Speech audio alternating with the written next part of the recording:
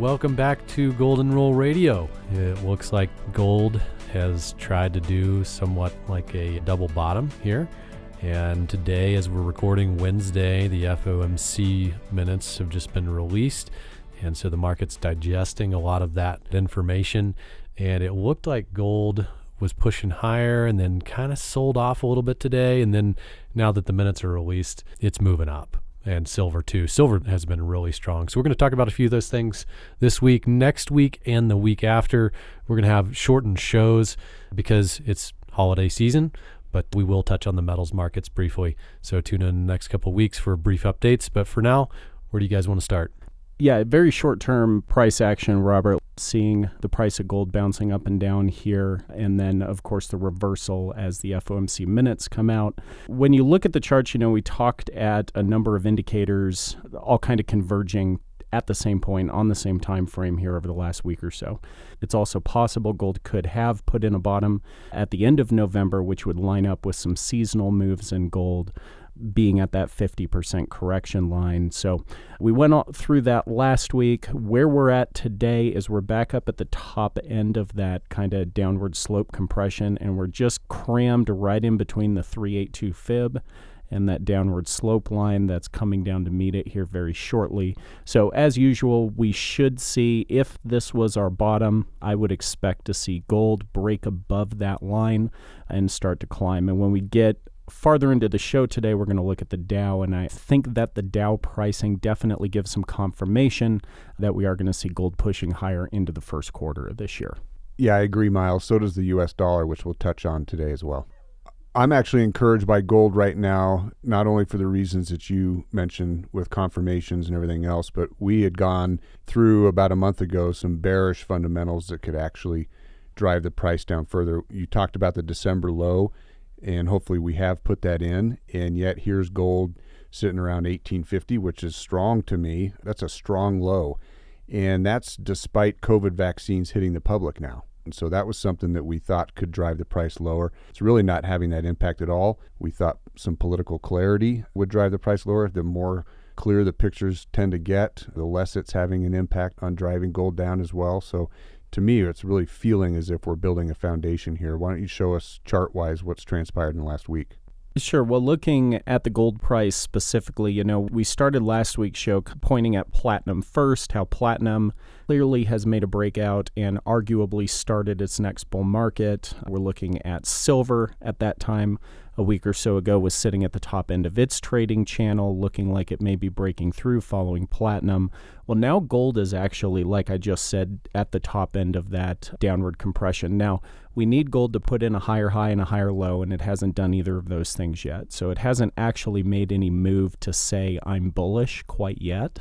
But given what platinum has done and what it looks like silver is probably about to do, it's very likely gold could be right on the heels. And when you think about some of the fundamental and political events taking place coming into January, and the expectation of government spending coming into January, and the FOMC meeting today, which caused gold to pop up a little bit, I don't think there's anybody out there who actually thinks long-term hard assets are going down.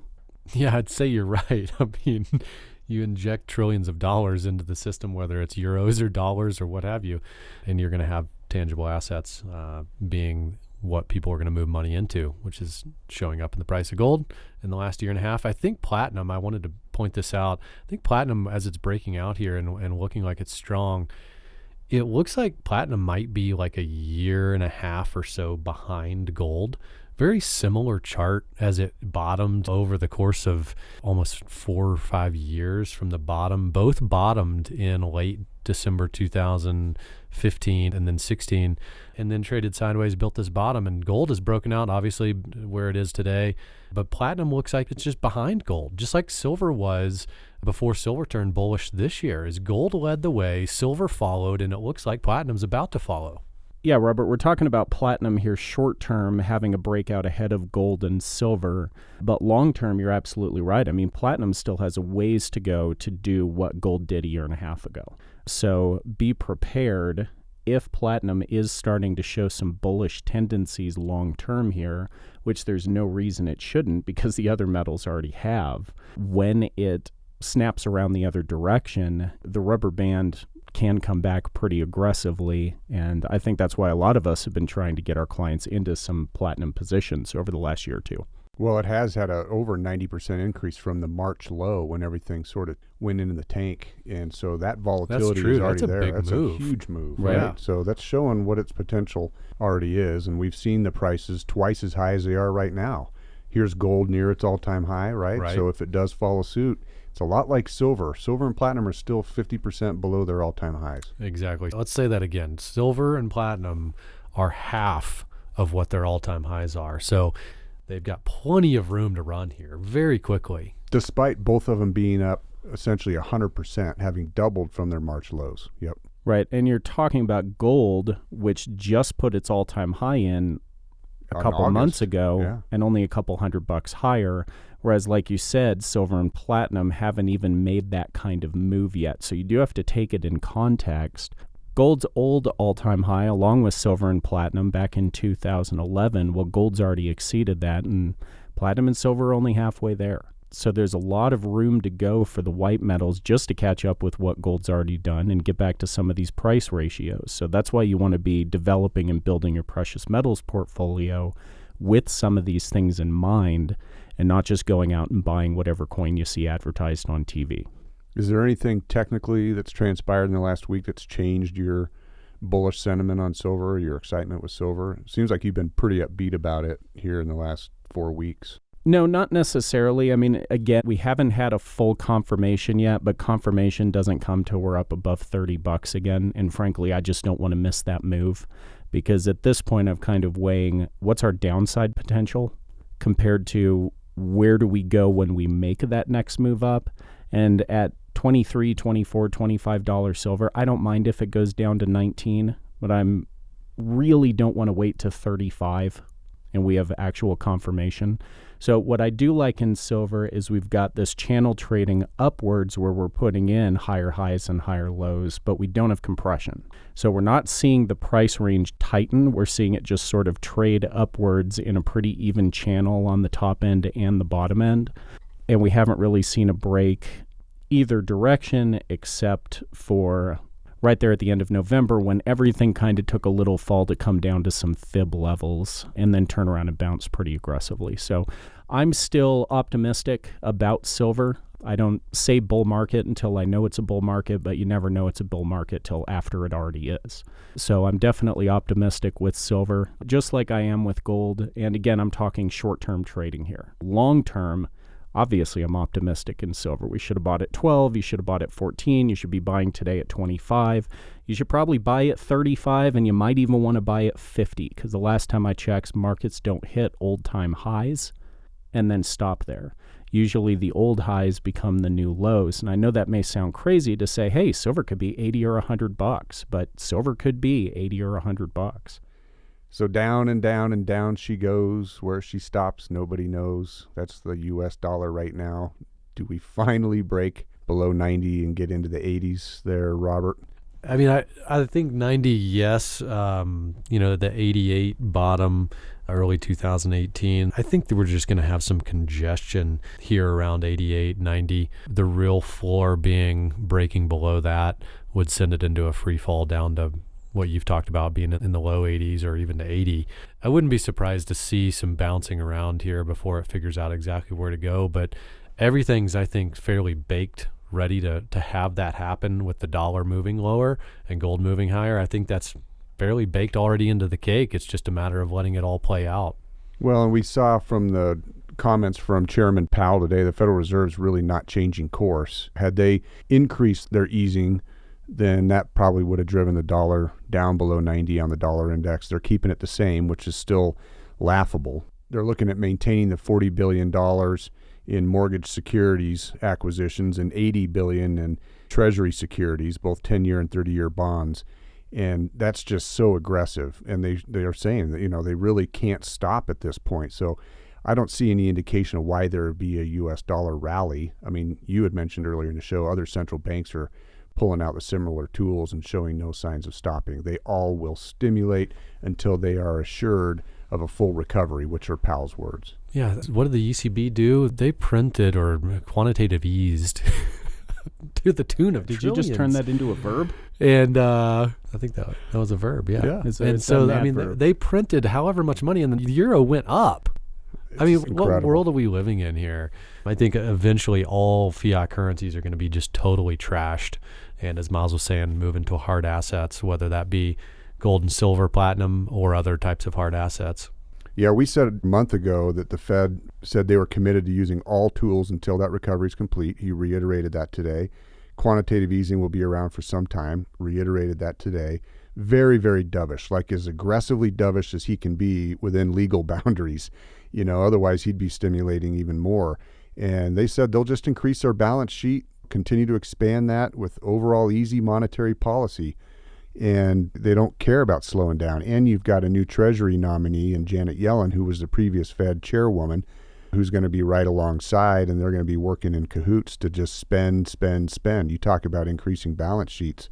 Debt's going to know no limit. But the interesting thing to me that he pointed out today was that he said, quote, "I think you have to be honest with yourself about inflation these days. There are significant disinflationary pressures around the world." I'm going to interrupt his quote here, Robert, because that's exactly what you're talking about with the ECB and that euro effect, right? There are such strong disinflationary pressures around the world that I think that it is keeping inflation in check. So to continue his quote, "And there have been for a while. It's not going to be easy to have inflation move up. It's going to take some time. It took a long time to get inflation back to 2% in the last crisis," unquote. And that's ridiculous. To get to 2%, that's just with their funny numbers. We know that it exceeded 5% in short order and got over 10% when measured the way it used to be measured. And that's what we all feel at the pump and in the grocery store and everything else with cost of goods sold.